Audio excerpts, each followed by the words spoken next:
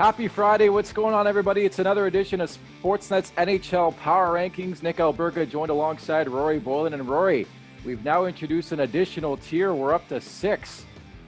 We're up to 6, and we're going to make this dynamic. We're going to change the names and the feels of these every week now, and think of it as how are these teams grouped together. I think that you'll see this week, second tier and the third tier, these teams are kind of interchangeable in terms of where you would rank them, but the way they're perceived is a little bit different. So we'll talk a little bit about that. As much as I want to talk about all show about the Buffalo Sabres, we're not going to touch on the truly terrible. It speaks for itself. So we move and start with the selling season. I love it. The trade deadline, April 12th. Let's look at the Columbus Blue Jackets. Where's Patrik Laine going? Wow. I mean, it just you knew it was going to happen, right? This is going to be a weird relationship between him and John Tortorella, and for the second time since the trade, he was benched on Thursday night for the last about 7.5 minutes of regulation there, and he didn't even think he did anything wrong, right? So, who's going to be on this team next year, John Tortorella or Patrik Laine? My money would be on the latter. I think Laine is the guy that is going to stick around here. But regardless, they are going to be sellers at the trade deadline. We've seen Jarmo Kekalainen talk about wanting to add a center. I just don't see how that makes sense for this team right now. They obviously need help at that position. It hasn't worked. Alexander Texier, they love him. He's just not there yet as a top 6 center. Max Domi didn't work. He's back to the wing. Jack Roslovic, I mean, no experience. He played wing in Winnipeg, and they put him in the center spot. Good start, but it's starting to catch up to him. But this is a team that kind of needs to do a lot of reworking. It seems to be wiser to do that in the off season, especially when you're struggling as they are. So it's time for them to sell. But Patrik Laine is not one of those guys that they're going to sell. I don't imagine. No, I was just kidding. Let's get to the mushy middle because the Central is very, very intriguing. I'm all in on Chicago. Maybe you disagree, but I think they're going to the Stanley Cup playoffs. You better be joking about that one too. I'm not. Dude, really? Look at So have a look at the standings and tell me who's going to be in instead of Chicago. Yeah, okay. So I could maybe see a path to them getting to the playoffs. The worry I have with Chicago is that nothing has improved really for them on the defensive side of the puck. And a lot of the success that they've had so far this season has been Kevin Lankinen has been incredible. Like, we've talked all about this stuff. Patrik Laine's had an MVP type season. It's just, I don't know, like, it's starting to catch up to them, I think. Kevin Lankinen is not the start of season Kevin Lankinen. It hasn't been recently. And if that's going to slow down, that's going to lead to a lot more goals against for the Chicago Blackhawks. I don't know if they've got the offense to keep up. I think if you're looking at that division for the playoffs, you're pretty much counting in Carolina, Tampa Bay, and Florida right now. And Chicago is that team you're looking at and saying, well, who's going to beat them for number 4? And for me, I think that discussion is going to lead us to another tier. I don't think it's wise to rule out the Dallas Stars yet. And so that's the team that I would be looking at. And that's the team that leaves it a little bit more open-ended for me. I don't think the Chicago Blackhawks are a 100% lock for the playoffs yet. Okay, well, we'll agree to disagree, but we, as you mentioned, we go off to do not underestimate where you have Dallas, you have Minnesota, who you want to talk about as well. But on the Stars, it's one thing to have the games in hand. It's another thing to take advantage of those games in hand. And I just wonder about having a compressed schedule of a compressed schedule. And we're going to see Dallas play every other day from now until the end of the season here. So that is the concern for them. How much is that compressed schedule going to just take all the gas out of them and have nothing left?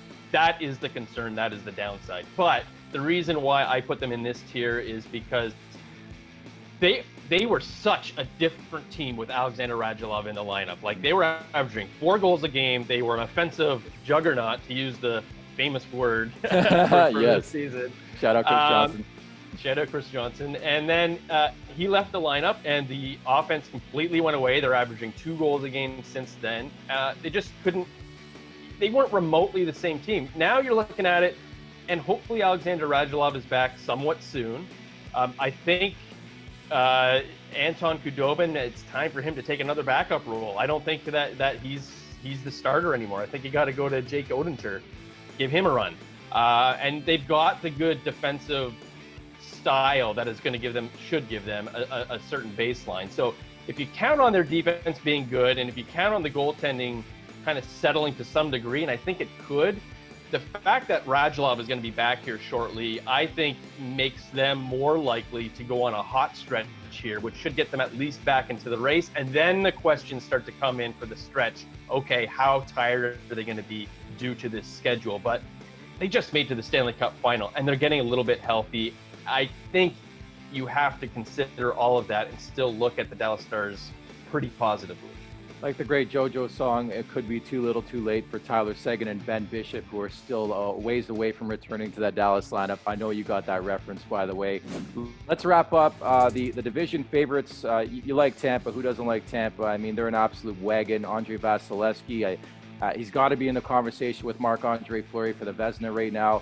And a threat, but ... I like that. And I'm with you on Winnipeg. I'm in on them as well. Yeah, Winnipeg...